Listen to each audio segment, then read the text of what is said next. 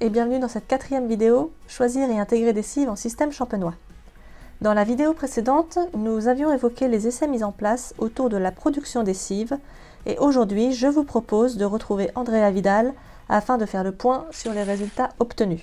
Cet essai cive longue a été conduit dans le sud-ouest de la Marne chez un agriculteur à Cauroy. Il a été implanté le 30 septembre 2019. L'objectif de cet essai était de savoir quel scénario nous permet d'atteindre l'optimum de production de gaz par espèce. Du coup, nous avons testé 3 espèces, l'orge, le seigle, le triticale, en mélange et en pur, avec des déclinaisons variétales ainsi que 3 dates de récolte correspondant à des stades différents. L'hiver 2019-2020 a été doux et humide, propice au développement continu des céréales qui ont gagné 15 jours de précocité en sortie d'hiver. Le sec du mois d'avril a raccourci la période entre le talage et la floraison, ce qui a impacté certaines composantes du rendement, notamment on a vu de la régression de tale.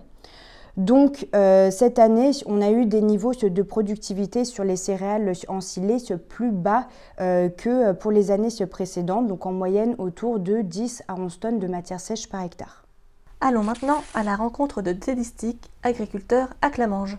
Les retours d'une première année d'expérimentation sont bons. On a déjà trié un petit peu, on va dire, sur certaines espèces qui ne fonctionnent pas chez nous, d'autres qui fonctionnent plutôt bien, d'autres auxquelles on a un petit peu de promesses parce que les résultats sont peut-être moyens, mais on se dit que les années se suivent, ne se ressemblent pas spécialement.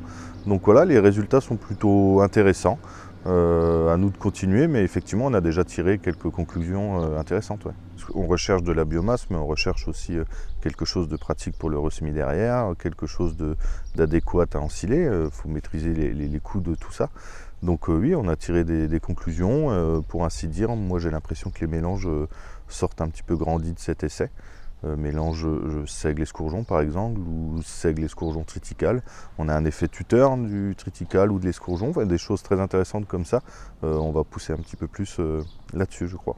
Nous avons également comparé la performance du mélange avec celle des espèces en pur.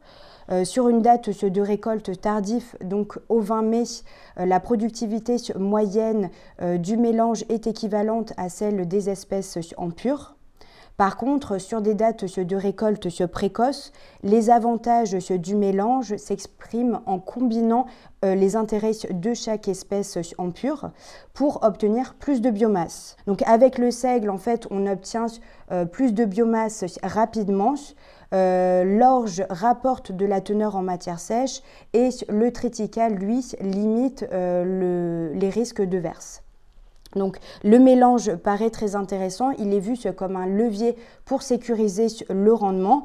Dans le cadre du suivi des essais du groupe METAS 51, nous utilisons l'application Landfiles. Donc c'est une application qui a été créée pour capitaliser les expériences des agriculteurs.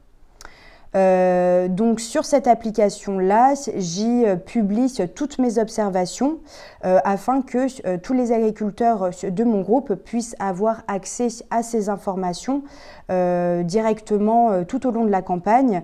Eh bien ces résultats-là, on est en train de les appliquer grandeur nature. Donc ce qui sort bien des résultats, on les met à grande échelle. Et puis après, on retirera une deuxième conclusion, on va dire, de ces résultats. Là maintenant nous c'est parti, le méthaniseur va injecter fin d'année, donc le gisement doit être fourni par les exploitations, hein. On est 2 exploitations en l'occurrence. Donc voilà, ces essais-là, ça y est, on applique, hein. On applique les premiers bons résultats de ces essais, on applique tout de suite grandeur nature et on refera une conclusion. Voilà pour ces quelques retours d'essais sur la production des cives. Dans la prochaine vidéo, nous aborderons les perspectives et évolutions de ces essais, ainsi que l'accompagnement d'un projet de méthanisation. À bientôt!